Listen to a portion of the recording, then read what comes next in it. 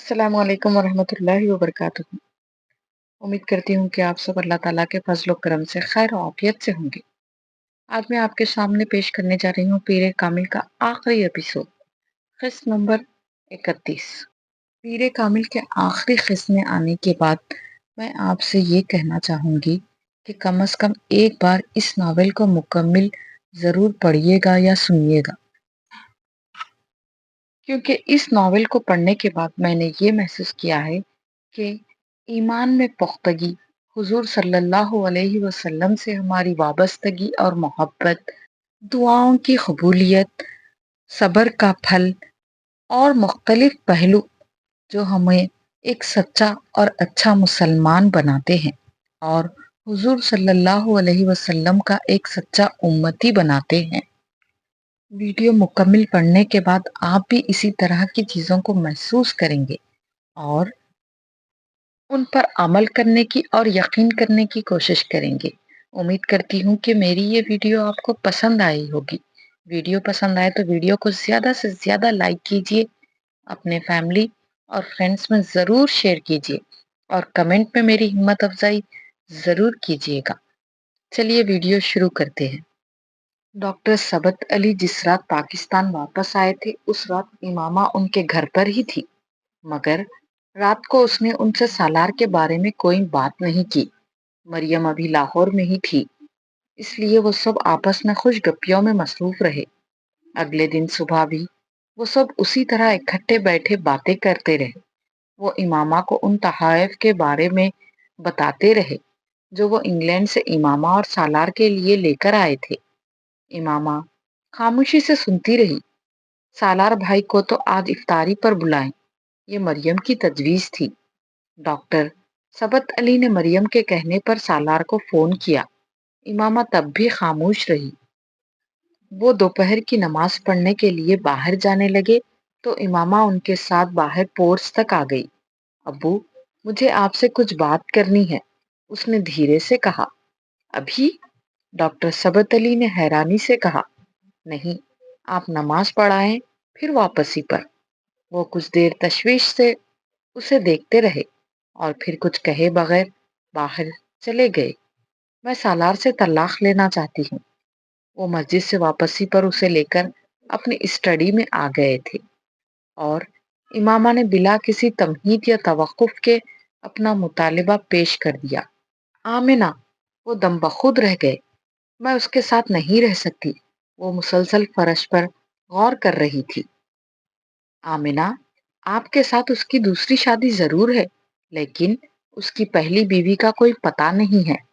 फुरकान बता रहा था कि तकरीबन 9 साल से उन दोनों में कोई राब्ता नहीं है और शादी भी नहीं, सिर्फ निकाह हुआ था।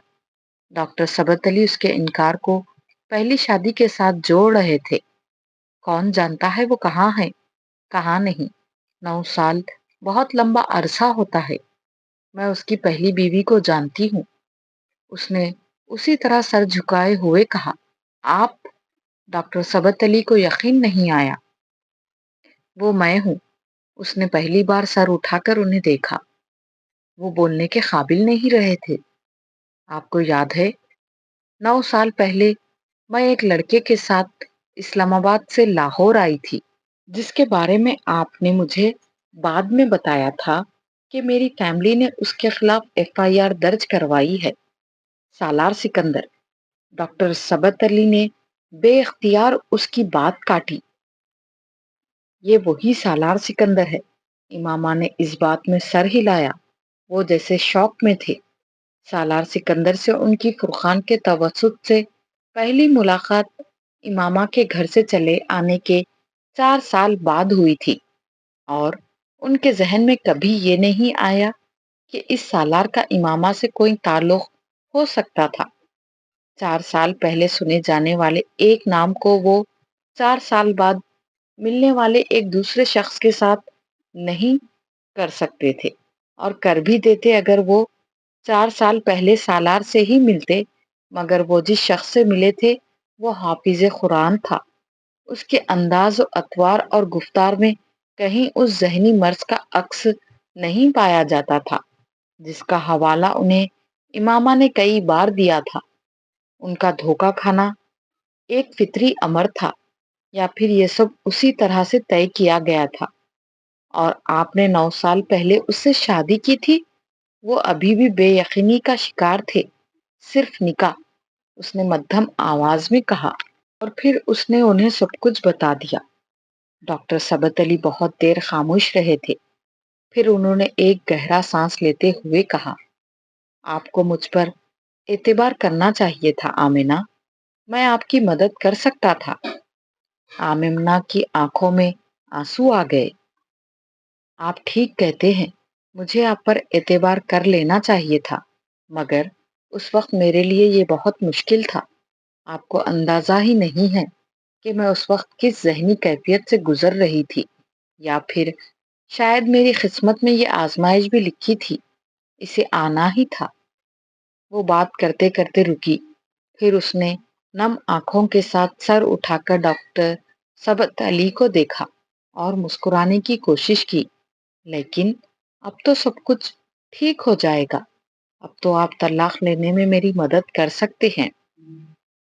نہیں، میں اب اس طلاق میں کوئی مدد نہیں کر سکتا آمنہ، میں نے اس سے آپ کی شادی کروائی ہے، انہوں نے جیسے اسے یاد دلایا، اسی لیے تو میں آپ سے کہہ رہی ہوں، آپ اس سے مجھے طلاق دلوا دیں۔ لیکن کیوں؟ میں کیوں اس سے آپ کو طلاق دلوا دوں؟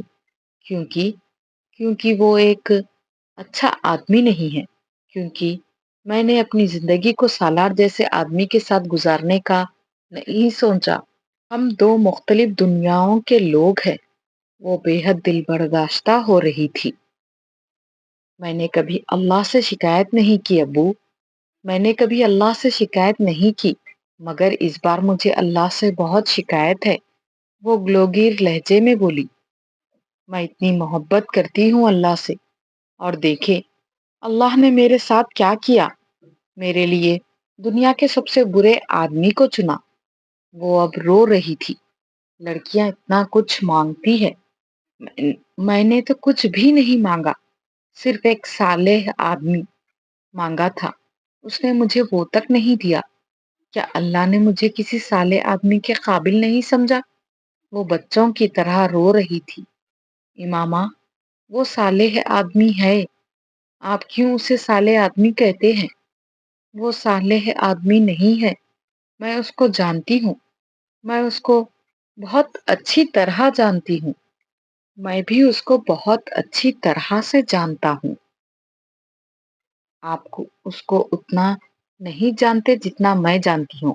وہ شراب پیتا ہے، وہ نفسیاتی مریض ہے، کئی بار خودکشی کی کوشش کر چکا ہے، گریبان کھلا چھوڑ کر پھرتا ہے، عورت کو دیکھ کر اپنی نظر تک نیچی رکھنا نہیں جانتا، اور آپ کہتے ہیں وہ صالح آدمی ہے؟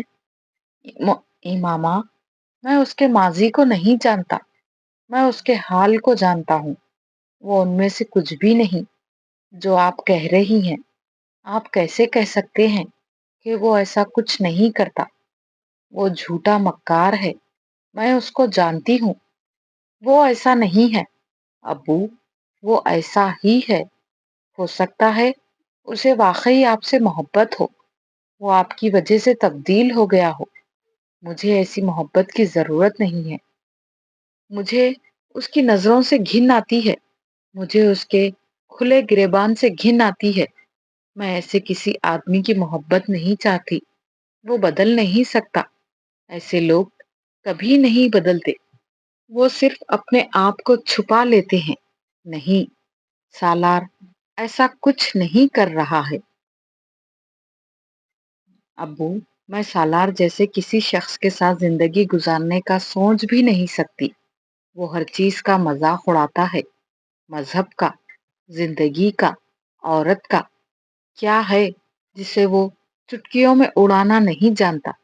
جس شخص کے نزدیک میرا اپنا مذہب کو چھوڑ دینا ایک حماقت ہے، جس کے نزدیک مذہب پر بات کرنا وقت ضائع کرنے کے مترادف ہے، جو صرف واٹ از اکٹیسی کا مطلب جاننے کے لیے خودکشیاں کرتا پھرتا ہے، جس کے نزدیک زندگی کا مقصد صرف عیش ہے، وہ میرے ساتھ محبت کرے بھی تو کیا صرف محبت کی بنیاد پر میں اس کے ساتھ زندگی گزار سکتی ہوں؟ میں نہیں گزار سکتی۔ 8.5 سال سے وہ آپ کے ساتھ قائم ہونے والے اس اتفاقیہ رشتے کو قائم رکھے ہوئے ہے۔ آپ کو، آپ کے تمام نظریات اور عقائد کو جانتے ہوئے بھی، اور وہ آپ کے انتظار میں بھی ہے، یہ سوچتے ہوئے کہ آپ اس کے ساتھ رہنے پر تیار ہو جائیں گی۔ کیا ان ساری خواہشوں کے ساتھ اس نے اپنے اندر کچھ تبدیلی نہیں کی ہوگی؟ میں نے اس کے ساتھ زندگی نہیں گزارنی، میں نے اس کے ساتھ نہیں رہنا۔ وہ اب بھی اپنی بات پر مصر تھی۔ مجھے حق ہے کہ میں اس شخص کے ساتھ نہ رہوں، لیکن اللہ یہ کیوں کر رہا ہے کہ اس شخص کو بار بار آپ کے سامنے لا رہا ہے؟ 2 دفعہ آپ کا نکاح ہوا اور دونوں دفعہ اسی آدمی سے۔ وہ ان کا چہرہ دیکھنے لگی۔ میں نے زندگی میں ضرور کوئی گناہ کیا ہوگا، اس لیے میرے ساتھ ایسا ہو رہا ہے، اس نے بھررائی ہوئی آواز میں کہا۔ آمینہ، آپ کبھی ضد نہیں کرتی تھی، پھر اب کیا ہو گیا ہے آپ کو؟ ڈاکٹر ثبت علی حیران تھے۔ آپ مجھے مجبور کریں گے تو میں آپ کی بات مان لوں گی، کیونکہ آپ کے مجھ پر اتنے احسانات ہیں کہ میں تو آپ کی کسی بات کو رد کر ہی نہیں سکتی۔ لیکن آپ اگر یہ کہیں گے کہ میں اپنی مرضی اور خوشی کے ساتھ اس کے ساتھ زندگی گزاروں تو وہ میں کبھی نہیں کر سکوں گی۔ مجھے کوئی دلچسپی نہیں ہے کہ وہ کتنا تعلیم یافتہ ہے، کتنے اچھے عہدے پر کام کر رہا ہے، یا مجھے کیا دے سکتا ہے۔ آپ ایک ان پڑھ آدمی سے شادی کر دیتے، لیکن وہ اچھا انسان ہوتا تو میں کبھی آپ سے شکوہ نہیں کرتی۔ لیکن سالار وہ آنکھوں دیکھی ہے جس کو میں اپنی خوشی سے نگل نہیں سکتی۔ آپ سالار کے بارے میں وہ جانتے ہیں جو آپ نے سنا ہے، میں اس کے بارے میں وہ جانتی ہوں جو میں نے دیکھا ہے۔ ہم 15 سال ایک دوسرے کے ہمسائے رہے ہیں، آپ تو اس کو چند سالوں سے جانتے ہیں۔ آمینہ، میں آپ کو مجبور کبھی نہیں کروں گا۔ یہ رشتہ آپ اپنی خوشی سے قائم رکھنا چاہیں گی تو ٹھیک، لیکن صرف میرے کہنے پر اسے قائم رکھنا چاہو تو ایسا کرنے کی ضرورت نہیں۔ آپ ایک بار سالار سے مل لے، پھر بھی اگر آپ کا یہی مطالبہ ہوا تو میں آپ کی بات مان لوں گا۔ ڈاکٹر ثبت علی بے حد سنجیدہ تھے۔ اسی وقت ملازم نے آ کر سالار کے آنے کی اطلاع دی۔ ڈاکٹر ثبت علی نے اپنی گھڑی پر ایک نظر دوڑائی اور ملازم سے کہا، انہیں اندر لے آؤ۔ یہاں؟ ملازم حیران ہوا۔ ہاں، یہیں پر، ڈاکٹر ثبت علی نے کہا۔ امامہ اٹھ کھڑی ہوئی۔ میں ابھی اس طرح اس سے بات نہیں کرنا چاہتی۔ اس کا اشارہ اپنی متورم آنکھوں اور سرخ چہرے کی طرف تھا۔ آپ نے ابھی تک اسے دیکھا نہیں ہے؟ آپ اسے دیکھ لیں، انہوں نے دھیمے لہجے میں اس سے کہا۔ یہاں نہیں، میں اندر کمرے میں سے اسے دیکھ لوں گی۔ وہ پلٹ کر اپنے کمرے میں چلی گئی۔ کمرے کا دروازہ کھلا تھا، اس نے اسے بند نہیں کیا۔ کمرے میں تاریکی تھی۔ کھلے دروازے سے لاؤنج سے آنے والی روشنی اتنی کافی نہیں تھی کہ کمرے کے اندر اچھی طرح سے دیکھا جا سکتا۔ وہ اپنے بیڈ پر آ کر بیٹھ گئی۔ اپنے بیڈ پر بیٹھ کر اس نے اپنی انگلیوں سے اپنی آنکھوں کو مسلا۔ وہ جہاں بیٹھی تھی وہاں سے وہ لاؤنج کو بخوبی دیکھ سکتی تھی۔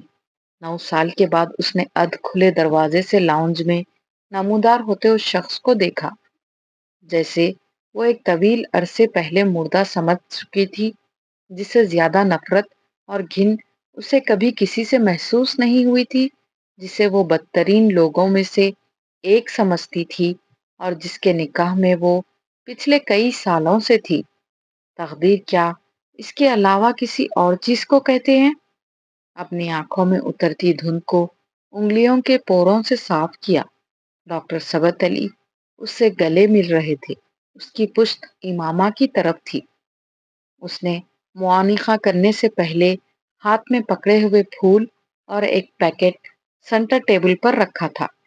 معانقے کے بعد وہ صوفے پر بیٹھ گیا، اور تب پہلی بار امامہ نے اس کا چہرہ دیکھا۔ کھلا گریبان، گلے میں لٹکتی زنجیریں، ہاتھوں میں لٹکتے بینڈز، ربر بینڈ میں بندھے بالوں کی پونی، وہاں ایسا کچھ نہیں تھا۔ وہ کریم کلر کی ایک سادہ شلوار سوٹ پہ واسکوٹ پہنے ہوئے تھا۔ ہاں، ظاہر طور پر بہت بدل گیا ہے۔ اسے دیکھتے ہوئے اس نے سوچا۔ اسے دیکھ کر کوئی بھی یقین نہیں کر سکتا کہ یہ کبھی اس کی سوچ کا سلسلہ ٹوٹ گیا۔ وہ اب ڈاکٹر ثبت علی سے باتیں کر رہا تھا۔ ڈاکٹر ثبت علی اسے شادی کی مبارکباد دے رہے تھے۔ وہ وہاں بیٹھی ان دونوں کی آوازیں بآسانی سن سکتی تھی، اور وہ ڈاکٹر ثبت علی کے استفسار پر انہیں امامہ کے ساتھ ہونے والے اپنے نکاح کے بارے میں بتا رہا تھا۔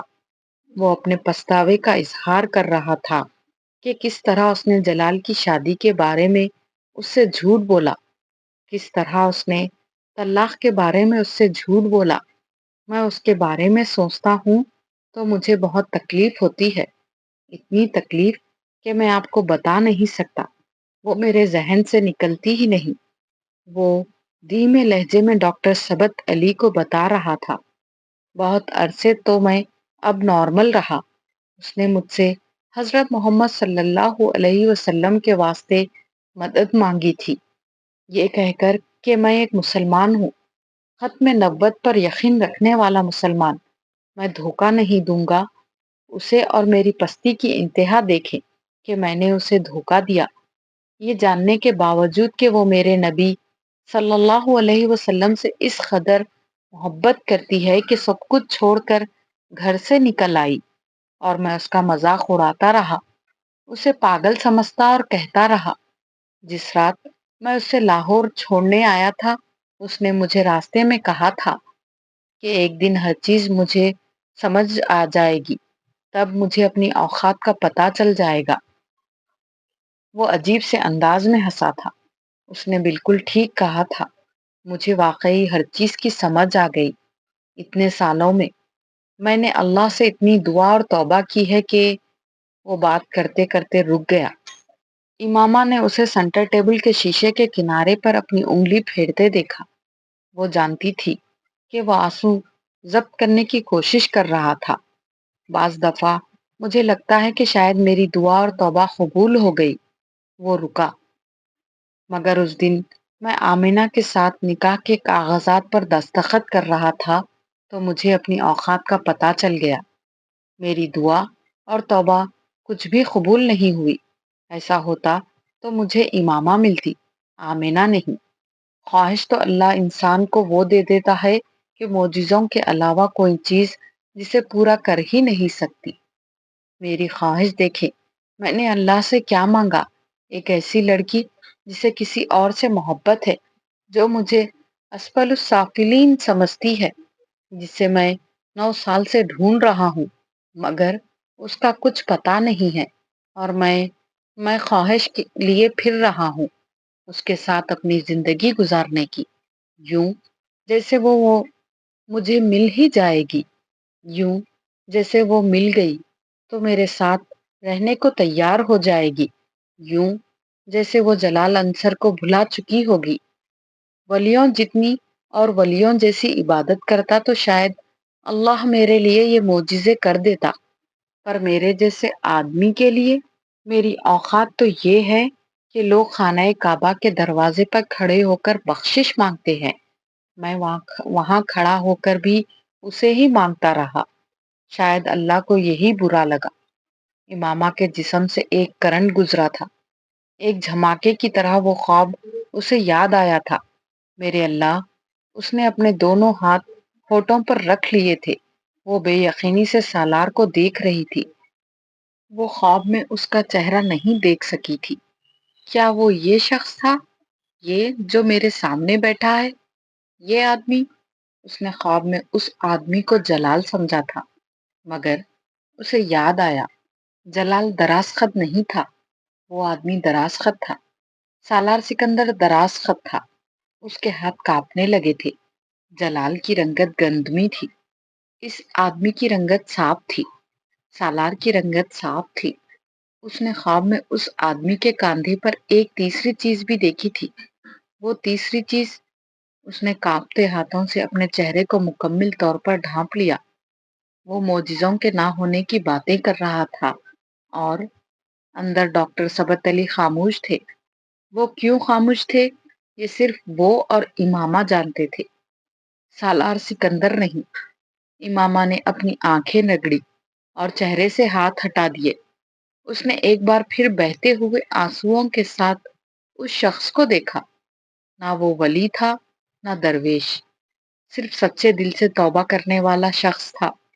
اسے دیکھتے ہوئے اسے پہلی بار احساس ہوا کہ جلال اور اس کے درمیان کیا چیز آ کر کھڑی ہو گئی تھی، جس نے اتنے سالوں میں جلال کے لیے اس کی ایک دعا قبول نہیں ہونے دی۔ کون سی چیز آخری وقت میں فہد کی جگہ اس کو لے آئی تھی؟ اس شخص میں کوئی نہ کوئی بات تو ایسی ہوگی کہ اس کی دعائیں قبول ہوئی، میری نہیں۔ ہر بار مجھے پلٹا کر اسی طرف بھیجایا گیا۔ اس نے نم آنکھوں کے ساتھ اسے دیکھتے سوچا۔ اس نے ڈاکٹر ثبت علی کو اسے صالح آدمی کہتے سنا۔ وہ جانتی تھی وہ یہ بات کس لیے کہہ رہے تھے۔ وہ سالار کو نہیں بتا رہے تھے، وہ امامہ کو بتا رہے تھے۔ وہ اسے صالح قرار نہ بھی دیتے تب بھی وہ اسے صالح ماننے پر مجبور تھی۔ اس کے پاس جو گواہی تھی وہ دنیا کی ہر گواہی سے بڑھ کر تھی۔ اس کے پاس جو ثبوت تھا اس کے بعد اور کسی ثبوت کی ضرورت تھی نہ گنجائش۔ اسے کیا پتا دیا گیا تھا، اسے کیا جتا دیا گیا تھا، وہ جانتی تھی، صرف وہی جان سکتی تھی۔ افطاری کے بعد سالار اور ڈاکٹر ثبت علی نماز پڑھنے کے لیے چلے گئے۔ وہ منہ دھو کر کچن میں چلی آئی۔ ان کے آنے سے پہلے اس نے ملازم کے ساتھ مل کر کھانا لگا دیا۔ سالار کی واپسی کھانے کے بعد ہوئی تھی اور اس کے جانے کے بعد ڈاکٹر ثبت علی جس وقت کچن میں آئے اس وقت امامہ کچن کی میز پر بیٹھی کھانا کھا رہی تھی۔ اس کی آنکھیں اب بھی متورم تھی مگر چہرہ پرسکون تھا۔ میں نے سالار کو آپ کے بارے میں نہیں بتایا، لیکن میں جانتا ہوں کہ آپ اب جلد از جلد اس سے مل کر بات کر لیں۔ ڈاکٹر ثبت علی نے اس سے کہا۔ مجھے اس سے کوئی بات نہیں کرنی۔ وہ پانی پیتے ہوئے رک گئی۔ اسے اللہ نے میرے لیے منتخب کیا ہے اور میں اللہ کے انتخاب کو رد کرنے کی جرت نہیں کر سکتی۔ اس نے کہا کہ وہ توبہ کر چکا ہے۔ وہ نہ بھی کرتا ویسا ہی ہوتا جیسا پہلے تھا، تب بھی میں اس کے پاس چلی جاتی۔ اگر میں جان لیتی کہ اسے اللہ نے میرے لیے منتخب کیا ہے۔ وہ اب دوبارہ پانی پی رہی تھی۔ آپ اس سے کہیں مجھے لے جائے۔ سالار جس وقت مغرب کی نماز پڑھ کر آیا تب تک امامہ فرقان کی بیوی کے ساتھ کھانے کی میز پر کھانا لگا چکی تھی۔ فرقان اور سالار کی عدم موجودگی میں اس بار آمنہ اصرار کر کے اس کے ساتھ کام کرنے لگی۔ سالار کے آنے پر وہ اپنے فلیٹ جانے کے لیے تیار ہو گئی۔ سالار اور امامہ نے اسے روکنے کی کوشش کی تھی۔ نہیں، مجھے بچوں کے ساتھ کھانا کھانا ہے، وہ بیچارے انتظار کر رہے ہوں گے، آپ انہیں بھی یہیں بلوا لیں۔ سالار نے کہا۔ نہیں بھائی، میں اس قسم کی فضول حرکت نہیں کر سکتی۔ امامہ تو پھر تمہیں پتا ہے یہاں سے جانے کا نام ہی نہیں لے گی۔ نوشین نے اپنی بیٹی کا نام لیا۔ سالار بڑا پیار کرتا ہے امامہ کے ساتھ، فرقان کی بیوی نے امامہ سے کہا۔ ایک لمحے کے لیے سالار اور امامہ کی نظریں ملی، پھر سالار برق رفتاری سے مڑ کر ٹیبل پر پڑے گلاس میں جگ سے پانی اونڈیلنے لگا۔ نوشین نے حیرانی سے امامہ کے سرخ ہوتے ہوئے چہرے کو دیکھا مگر وہ سمجھ نہیں پائی۔ تم لوگ کھانا کھاؤ، سحری بھی میں ملازم کے ساتھ بھجوا دوں گی، تم لوگ کچھ تیار مت کرنا۔ ان کے جانے کے بعد سالار دروازہ بند کر کے واپس آ گیا۔ امامہ کو مخاطب کیے بغیر وہ کرسی کھینچ کر بیٹھ گیا، لیکن اس نے کھانا شروع نہیں کیا۔ امامہ چند لمحے کھڑی کچھ سوچتی رہی، پھر خود بھی ایک کرسی کھینچ کر بیٹھ گئی۔ اس کے بیٹھ جانے کے بعد سالار نے اپنے سامنے پڑے پلیٹ میں چاول نکالنا شروع کیے۔ کچھ چاول نکال لینے کے بعد اس نے دائیں ہاتھ سے چاولوں کا ایک چمچہ منہ میں ڈالا۔ چند لمحوں کے لیے امامہ کی نظر اس کے دائیں ہاتھ سے ہوتے ہوئے اس کے چہرے پر گئی۔ سالار اس کی طرف متوجہ نہیں تھا، مگر وہ جانتا تھا کہ وہ کیا دیکھ رہی تھی۔ کھانا بہت خاموشی سے کھایا گیا۔ امامہ کو اس کی خاموشی اب بری طرح چبھنے لگی تھی۔ آخر وہ اس سے بات کیوں نہیں کر رہا تھا؟ کیا مجھے دیکھ کر اتنا شوق لگا ہے اسے، یا پھر اسے اپنی بھوک غائب ہوتی محسوس ہوئی؟ اسے اپنی پلیٹ میں موجود کھانا ختم کرنا مشکل لگنے لگا۔ سالار اس کے برعکس بہت اطمینان اور تیز رفتاری سے کھانا کھا رہا تھا۔ اس نے جس وقت کھانا ختم کیا اس وقت عشاء کی اذان ہو رہی تھی۔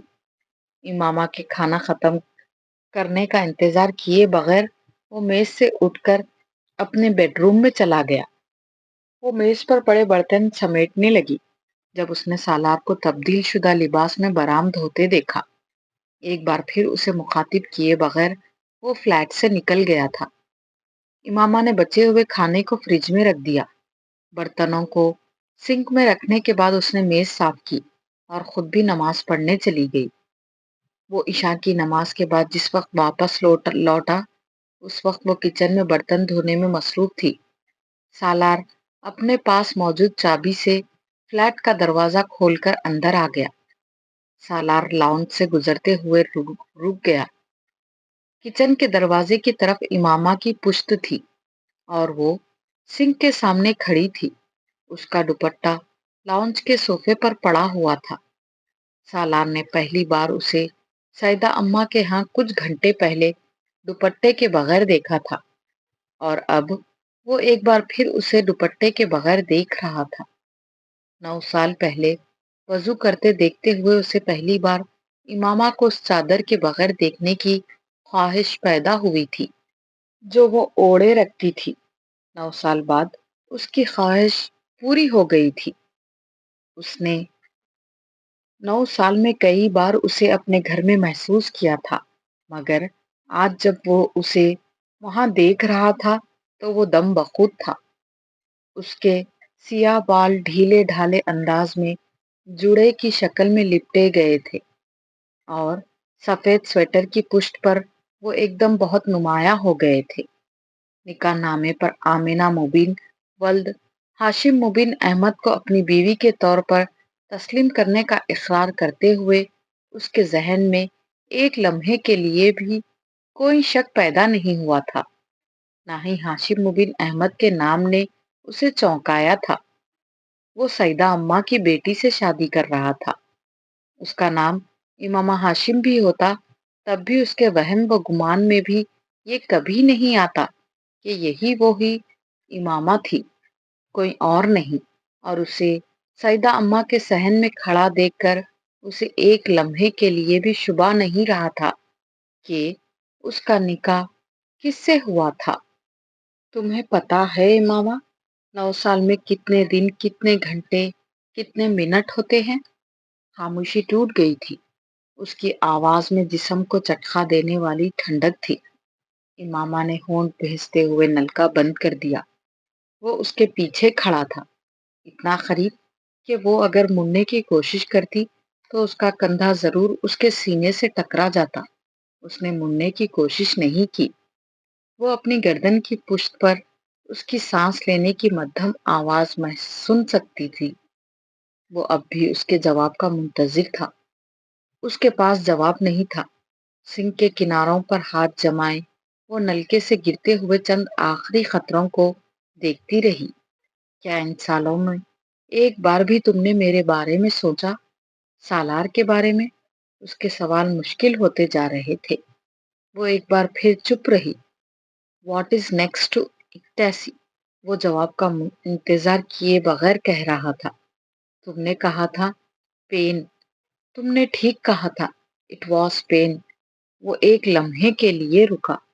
میں یہاں اس گھر میں ہر جگہ تمہیں اتنی بار دیکھ چکا ہوں کہ اب تم میرے سامنے ہو تو مجھے یقین نہیں آ رہا۔ امامہ نے سنک کے کناروں کو اور مضبوطی سے تھام لیا۔ ہاتھوں کی کپکپاہٹ کو روکنے کے لیے وہ اور کچھ نہیں کر سکتی تھی۔ مجھے لگتا ہے میں کوئی خواب دیکھ رہا ہوں۔ آنکھیں کھولوں گا تو وہ رکا۔ امامہ نے آنکھیں بند کر لی۔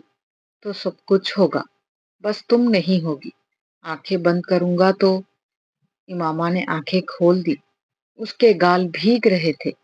تو بھی اس خواب میں دوبارہ نہیں جا پاؤں گا۔ تم وہاں بھی نہیں ہوگی۔ مجھے تمہیں ہاتھ لگاتے ڈر لگتا ہے۔ ہاتھ بڑھاؤں گا تو سب کچھ تحلیل ہو جائے گا، جیسے پانی میں نظر آنے والا عکس۔ وہ اس کے اتنے قریب تھا کہ ذرا جھکتا تو اس کے ہونٹ اس کے بالوں کو چھو جاتے، مگر وہ اسے چھونا نہیں چاہتا تھا۔ اور تم ہو کون امامہ؟ آمنہ، میرا وہم یا پھر کوئی معجزہ؟ کیا میں تمہیں یہ بتاؤں کہ مجھے تم سے… وہ کچھ کہتے کہتے رک گیا۔ امامہ کی آنکھوں سے نکلنے والا پانی اس کے چہرے کو بھگوتا ہوا اس کی تھوڑی سے ٹپک رہا تھا۔ وہ کیوں رکا تھا وہ نہیں جانتی تھی، مگر اسے زندگی میں کبھی خاموشی اتنی بری نہیں لگی تھی جتنی اس وقت لگی تھی۔ وہ بہت دیر خاموش رہا، اتنی دیر کہ وہ اسے پلٹ کر دیکھنے پر مجبور ہو گئی، اور تب اسے پتا چلا کہ وہ کیوں خاموش ہو گیا تھا۔ اس کا چہرہ بھی بھیگا ہوا تھا۔ وہ دونوں زندگی میں پہلی بار ایک دوسرے کو اتنے قریب سے دیکھ رہے تھے، اتنے قریب کہ وہ ایک دوسرے کی آنکھوں میں نظر آنے والے اپنے اپنے عکس کو بھی دیکھ سکتے تھے۔ پھر سالار نے نظریں چرانے کی کوشش کی تھی۔ وہ اپنے ہاتھ سے اپنے چہرے کو صاف کر رہا تھا۔ تم مجھ سے اور میں تم سے کیا چھپائیں گے سالار؟ سب کچھ تو جانتے ہیں ہم ایک دوسرے کے بارے میں، امامہ نے مدھم آواز میں کہا۔ سالار نے ہاتھ روک کر سر اٹھایا۔ میں کچھ نہیں چھپا رہا، میں آنسوؤں کو صاف کر رہا ہوں تاکہ تمہیں اچھی طرح دیکھ سکوں، تم پھر کسی دھن میں لپٹی ہوئی نظر نہ آؤ۔ وہ اس کے کان کی لو میں لٹکنے والے ان موتیوں کو دیکھ رہا تھا جنہیں اس نے بہت سال پہلے بھی دیکھا تھا۔ فرق صرف یہ تھا کہ آج وہ بہت قریب تھے۔ ایک بار ان موتیوں نے اسے بہت رلایا تھا۔ وہ موتی آج بھی رلا رہے تھے، اپنے ہر ہلکورے کے ساتھ، وہم سے جنبش سے وہم بنتے ہوئے۔ وہ اپنے کانوں کی لوؤں پر اس کی محویت محسوس کر رہی تھی۔ میں نے کبھی نہیں سوچا کہ میں کبھی تمہارے اتنے قریب کھڑے ہو کر تم سے بات کروں گی۔ وہ مسکرایا، لیکن نم آنکھوں کے ساتھ۔ امامہ نے اس کے دائیں گال میں چند لمحوں کے لیے ابھرنے والا گڑھا دیکھا۔ مسکراتے ہوئے اس کے صرف ایک گال میں ڈمپل پڑتا تھا، دائیں گال میں، اور 9 سال پہلے امامہ کو اس ڈمپل سے بڑی جھنجھلاہٹ ہوتی تھی۔ 9 سال کے بعد اس ڈمپل نے پہلی بار عجیب سے انداز میں اپنی طرف کھینچا تھا۔ میں نے کبھی یہ نہیں سوچا تھا کہ میں تمہارے کان میں موجود ایئر رنگ کو ہاتھ لگاؤں گا، اور تم… وہ اب اس کے دائیں کان میں ہلکورے لیتے ہوئے موتی کو اپنی انگلیوں کی پوروں سے روک رہا تھا۔ اور تم مجھے ایک تھپڑ نہیں کھینچ مارو گی؟ امامہ نے بے یقینی سے اسے دیکھا۔ سالار کے چہرے پر کوئی مسکراہٹ نہیں تھی۔ اگلے لمحے وہ گیلے چہرے کے ساتھ بے اختیار ہنسی تھی۔ اس کا چہرہ سرخ ہوا تھا۔ تمہیں ابھی بھی وہ تھپڑ یاد ہے؟ وہ ایک ریفلیکس ایکشن تھا اور کچھ نہیں۔ امامہ نے ہاتھ کی پشت سے اپنے بھیگے گالوں کو صاف کیا۔ وہ ایک بار پھر مسکرایا۔ ڈمپل ایک بار پھر نمودار ہوا۔ اس نے بہت آہستگی سے اپنے دونوں ہاتھوں میں اس کے ہاتھ تھام لیے۔ تم جاننا چاہتے ہو کہ میں اتنے سال کہاں رہی، کیا کرتی رہی، میرے بارے میں سب کچھ؟ وہ نفی میں سر ہلاتے ہوئے اس کے دونوں ہاتھ اپنے سینے پر رکھ رہا تھا۔ میں کچھ جاننا نہیں چاہتا، کچھ بھی نہیں۔ تمہارے لیے اب میرے پاس کوئی اور سوال نہیں ہے۔ میرے لیے یہی کافی ہے کہ تم میرے سامنے کھڑی ہو۔ میرے سامنے تو ہو۔ میرے جیسا آدمی کسی سے کیا تحقیق کرے گا؟ امامہ کے ہاتھ سالار کے سینے پر اس کے ہاتھوں کے نیچے دبے تھے۔ پانی نے اس کے ہاتھوں کو سرد کر دیا تھا۔ وہ جانتی تھی وہ کیوں اس کے ہاتھ اپنے سینے پر رکھے ہوئے تھا۔ لاشعوری طور پر وہ اس کے ہاتھوں کی ٹھنڈک ختم کرنے کی کوشش کر رہا تھا، بالکل اسی طرح جس طرح کوئی بڑا کسی بچے کے سرد ہاتھوں میں حرارت پیدا کرنے کی کوشش کرتا ہے۔ اس کے سینے پر ہاتھ رکھے وہ سویٹر کے نیچے سے اس کے دل کی دھڑکن کو محسوس کر سکتی تھی۔ وہ بے ترتیب تھی، تیز، پرجوش، کچھ کہتی ہوئی، کچھ کہنے کی کوشش کرتی ہوئی۔ اس کے سینے پر رکھے ہاتھ وہ اس وقت اس کے دل تک پہنچی ہوئی تھی۔ اسے شبہ نہیں تھا وہ شخص اس سے محبت کرتا تھا۔ کیوں کرتا تھا؟ اس کا جواب سامنے کھڑا ہوا شخص بھی نہیں دے سکتا تھا۔ اس نے اس شخص سے یہ سوال کیا بھی نہیں تھا۔ سالار کی آنکھیں پرسکون انداز میں بند تھی۔ نہ بھی ہوتی تب بھی ان آنکھوں کو دیکھتے ہوئے اب اسے کوئی الجھن نہیں ہو رہی تھی۔ ان آنکھوں میں جو کچھ 9 سال پہلے تھا اب نہیں تھا، جو اب تھا وہ 9 سال پہلے نہیں تھا۔ ہم کیا ہیں؟ ہماری محبتیں کیا ہیں؟ کیا چاہتے ہیں؟ کیا پاتے ہیں؟ اس کی آنکھوں میں ایک بار پھر نمی اترنے لگی تھی۔ جلال انصر اور سالار سکندر، خواب سے حقیقت، حقیقت سے خواب، زندگی کیا اس کے سوا اور کچھ ہے؟ امامہ نے آہستگی سے اپنے ہاتھ کھینچے۔ سالار نے آنکھیں کھول دی۔ اس کی آنکھوں میں ایک ثانیے کے لیے ابھرنے والے تاثر کو صرف وہی پہچان سکتی تھی۔ پریشانی، اضطراب، خوف، تینوں میں سے کچھ تھا۔ امامہ نے ایک نظر اس کے چہرے کو دیکھا، پھر سیاہ سویٹر کے گلے سے باہر نکلے ہوئے سفید کالرز کو دیکھا۔ کچھ کہے بغیر بہت نرمی کے ساتھ اس کی گردن کے گرد بازو حمائل کرتے ہوئے اس نے سالار کے سینے پر سر رکھ کر آنکھیں بند کر لی۔ اس نے پہلی بار سالار کے کولون کی ہلکی سی مہک کو محسوس کیا۔ 9 سال پہلے وہ بہت تیز قسم کے پرفیومز استعمال کرتا تھا۔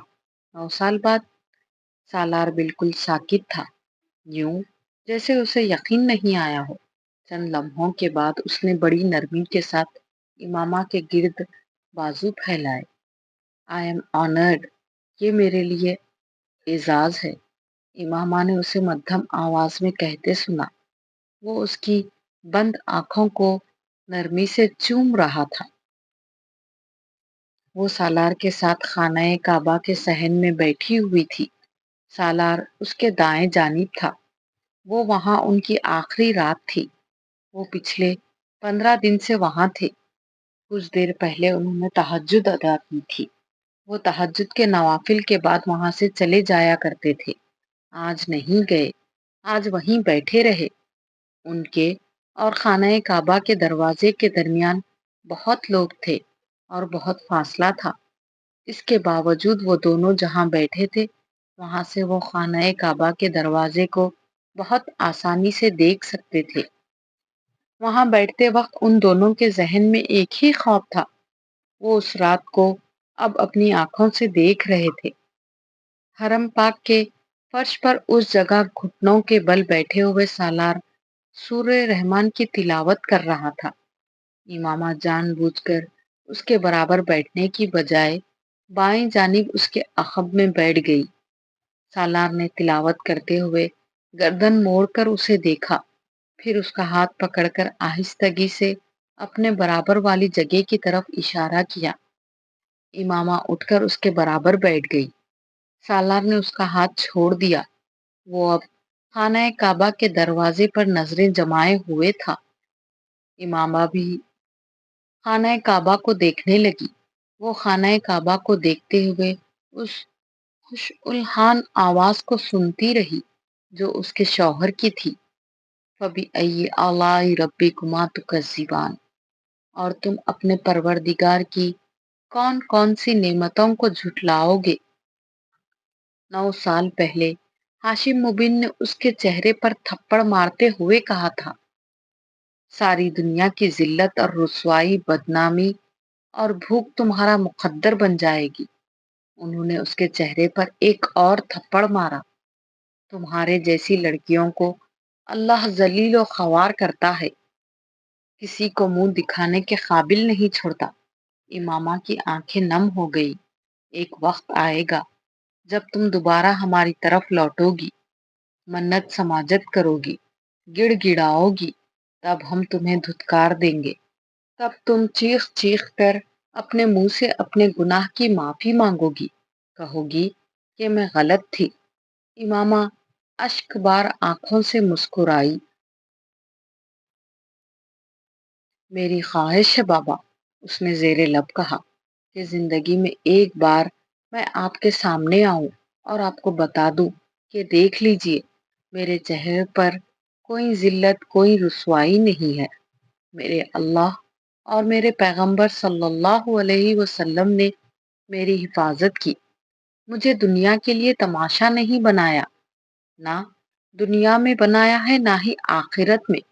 میں کسی رسوائی کا سامنا کروں گی، اور میں آج اگر یہاں موجود ہوں تو صرف اس لیے کیونکہ میں سیدھے راستے پر ہوں، اور یہاں بیٹھ کر میں ایک بار پھر اقرار کرتی ہوں کہ محمد صلی اللہ علیہ وسلم اللہ کے آخری رسول ہے۔ ان کے بعد کوئی پیغمبر آیا ہے، نہ ہی کبھی آئے گا۔ میں اقرار کرتی ہوں کہ وہی پیر کامل ہے۔ میں اقرار کرتی ہوں کہ ان سے کامل ترین انسان دوسرا کوئی نہیں۔ ان کی نسل میں بھی کوئی ان کے برابر آیا ہے، نہ ہی کبھی آئے گا۔ اور میں اللہ سے دعا کرتی ہوں کہ وہ مجھے آنے والی زندگی میں بھی کبھی اپنے ساتھ شرک کروائے، نہ ہی مجھے آخری پیغمبر محمد صلی اللہ علیہ وسلم کے برابر کسی کو لا کھڑا کرنے کی جرت ہو۔ میں دعا کرتی ہوں کہ اللہ زندگی بھر مجھے سیدھے راستے پر رکھے۔ بے شک میں اس کی کسی نعمت کو نہیں جھٹلا سکتی۔ ہاتھ پھیلائے دعا کر رہی تھی۔ وہ اس کی دعا ختم ہونے کے انتظار میں بیٹھ گیا۔ امامہ نے دعا ختم کی۔ سالار نے اٹھنا چاہا، وہ اٹھ نہیں سکا۔ امامہ نے بہت نرمی کے ساتھ اس کا دایاں ہاتھ پکڑ لیا۔ وہ حیرت سے اسے دیکھنے لگا۔ یہ جو لوگ کہتے ہیں نا کہ جس سے محبت ہوئی وہ نہیں ملا، ایسا پتا ہے کیوں ہوتا ہے؟ رات کے اس پچھلے پہر نرمی سے اس کا ہاتھ تھامے وہ بھیگی آنکھوں اور مسکراتے چہرے کے ساتھ کہہ رہی تھی، محبت میں صدق نہ ہو تو محبت نہیں ملتی۔ 9 سال پہلے میں نے جب جلال سے محبت کی تو پورے صدق کے ساتھ کی۔ دعائیں، وظیفے، منتیں، کیا تھا جو میں نے نہیں کر چھوڑا، مگر وہ مجھے نہیں ملا۔ وہ گھٹنوں کے بل بیٹھی ہوئی تھی۔ سالار کا ہاتھ اس کے ہاتھ کی نرم گرفت میں اس کے گھٹنے پر دھرا تھا۔ پتا ہے کیوں؟ کیونکہ اس وقت تم بھی مجھ سے محبت کرنے لگے تھے، اور تمہاری محبت میں میری محبت سے زیادہ صدق تھا۔ سالار نے اپنے ہاتھ کو دیکھا۔ اس کی تھوڑی سے ٹپکنے والے آنسو اب اس کے ہاتھ پر گر رہے تھے۔ سالار نے دوبارہ امامہ کے چہرے کی طرف دیکھا۔ مجھے اب لگتا ہے کہ اللہ نے مجھے بہت پیار سے بنایا تھا۔ وہ مجھے کسی ایسے شخص کو سونپنے پر تیار نہیں تھا جو میری ناقدری کرتا، مجھے ضائع کرتا، اور جلال، وہ میرے ساتھ یہی سب کچھ کرتا، وہ میری قدر کبھی نہ کرتا۔ 9 سال میں اللہ نے مجھے ہر حقیقت بتا دی، ہر شخص کا اندر اور باہر دکھا دیا، اور پھر اس نے مجھے سالار سکندر کو سونپا، کیونکہ وہ جانتا تھا کہ تم وہ شخص ہو جس کی محبت میں صدق ہے۔ تمہارے علاوہ اور کون تھا جو مجھے یہاں لے کر آتا؟ تم نے ٹھیک کہا تھا، تم نے مجھ سے پاک محبت کی تھی۔ وہ بے حس وہ حرکت اسے دیکھ رہا تھا۔ وہ اب اس کے ہاتھ کو نرمی سے چومتے ہوئے باری باری اپنی آنکھوں سے لگا رہی تھی۔ مجھے تم سے کتنی محبت ہوگی میں نہیں جانتی، دل پر میرا اختیار نہیں ہے، مگر میں جتنی زندگی تمہارے ساتھ گزاروں گی تمہاری وفادار اور فرما بردار رہوں گی، یہ میرے اختیار میں ہے۔ میں زندگی کے ہر مشکل مرحلے، ہر آزمائش میں تمہارے ساتھ رہوں گی۔ میں اچھے دنوں میں تمہاری زندگی میں آئی ہوں، میں برے دنوں میں بھی تمہیں اکیلا نہیں چھوڑوں گی۔ اس نے جتنی نرمی سے اس کا ہاتھ تھاما تھا، اسی نرمی سے چھوڑ دیا۔ وہ اب سر جھکائے دونوں ہاتھوں سے اپنے چہرے کو صاف کر رہی تھی۔ سالار کچھ کہے بغیر اٹھ کر کھڑا ہو گیا۔ وہ خانہ کعبہ کے دروازے کو دیکھ رہا تھا۔ بلا شبہ اسے زمین پر اتاری جانے والی صالح اور بہترین عورتوں میں سے ایک بخش دی گئی تھی، وہ عورت جس کے لیے 9 سال اس نے ہر وقت اور ہر جگہ دعا کی تھی۔ کیا سالار سکندر کے لیے نعمتوں کی کوئی حد رہ گئی تھی؟ اور اب جب وہ عورت اس کے ساتھ تھی تو اسے احساس ہو رہا تھا کہ وہ کیسی بھاری ذمہ داری اپنے لیے لے بیٹھا تھا۔ اسے اس عورت کا کفیل بنا دیا گیا تھا جو نیکی اور پارسائی میں اس سے کہیں آگے تھی۔ امامہ اٹھ کھڑی ہوئی۔ سالار نے کچھ کہے بغیر اس کا ہاتھ تھام کر وہاں سے جانے کے لیے قدم بڑھا دیے۔ اسے اس عورت کی حفاظت سونپ دی گئی تھی جس نے اپنے اختیار کی زندگی کو اس کی طرح کسی آلائش اور غلاظت میں نہیں ڈبویا، جس نے اپنی تمام جسمانی اور جذباتی کمزوریوں کے باوجود اپنی روح اور جسم کو اس کی طرف نفس کی بھینٹ نہیں چڑھایا۔ اس کا ہاتھ تھامے قدم بڑھاتے ہوئے اسے زندگی میں پہلی بار پارسائی اور تقویٰ کا مطلب سمجھ آ رہا تھا۔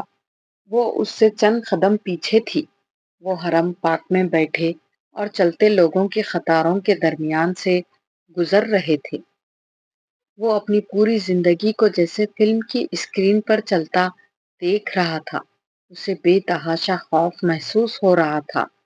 گناہوں کی ایک لمبی فہرست کے باوجود اس نے صرف اللہ کا کرم دیکھا تھا، اور اس کے باوجود اس وقت کوئی اس سے زیادہ اللہ کے غضب سے خوف نہیں کھا رہا تھا۔ وہ شخص جس کا IQ لیول 150 تھا اور جو فوٹوگرافک میموری رکھتا تھا، 9 سال میں جان گیا تھا کہ ان دونوں چیزوں کے ساتھ بھی زندگی کے بہت سارے مقامات پر انسان کسی اندھے کی طرح ٹھوکر کھا کر گر سکتا تھا۔ وہ بھی گرا تھا بہت بار، بہت مقامات پر۔ تب اس کا IQ لیول اس کے کام آیا تھا، نہ اس کی فوٹوگرافک میموری۔ ساتھ چلتی ہوئی لڑکی وہ دونوں چیزیں نہیں رکھتی تھی۔ اس کی مٹھی میں ہدایت کا ایک ننھا سا جگنو تھا، اور وہ اس جگنو سے امڑتی روشنی کے سہارے زندگی کے ہر کھپ اندھیرے سے کوئی ٹھوکر کھائے بغیر گزر رہی تھی۔ اسی کے ساتھ ہمارا ناول پیر کامل یہاں پر مکمل ہوتا ہے۔ امید کرتی ہوں کہ ہماری یہ ویڈیو آپ کو پسند آئی ہوگی۔ ویڈیو پسند آئے تو ویڈیو کو ضرور لائک کر دیجئے اور اپنے فیملی اور فرینڈس میں زیادہ سے زیادہ شیئر کیجئے، اور کمنٹ پہ ہماری ہمت افزائی ضرور کیجئے، اور ساتھ میں یہ بتائیے کہ آگے آپ کیا سننا پسند کریں گے۔ دعاؤں میں یاد رکھیے۔ ملتے ہیں اگلی ویڈیو میں۔ اللہ حافظ۔